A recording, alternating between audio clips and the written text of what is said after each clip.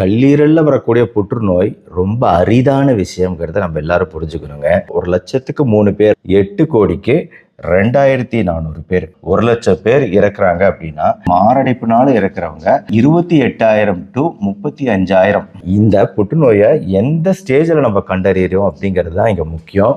மொத்தத்துல எதனாலதான் இப்படி புற்றுநோய் வருதுங்க? ஹெப்படோசெல்லுலார் கார்சினோமா அப்படின்னு சொல்லக்கூடிய இந்த புற்றுநோய் ஹெப்படைட்டிஸ் பி அப்படிங்கிற வைரஸ், ஹெப்படைட்டிஸ் சி அப்படிங்கிற வைரஸ், ஆல்கஹால்னால வரக்கூடிய சிரோசிஸ், இதுதான் 75% புற்றுநோய்களுக்கு காரணம். இது இல்லாம நான் ஆல்கஹாலிக் ஃபேட்டி லிவர் டிசீஸ்னு ஒன்று இருக்கு. பட் மெஜாரிட்டி வைரஸ், ஆல்கஹால் தான். இப்போ இளைஞர்களிடையே இந்த டேட்டூ அப்ளை பண்றது இதெல்லாம் நிறைய பாக்குறீங்க. இந்த ஹெப்படைட்டிஸ் சி நம்ம உடம்புக்குள்ள வரலாங்கிறத ஞாபகம் வச்சுக்கோங்க. அதாவது ஆண்கள்ல தான் எப்பவுமே புற்றுநோய் அதிகம். 3.9 ஆண்கள்லையும் 1.5 பெண்கள்லையும்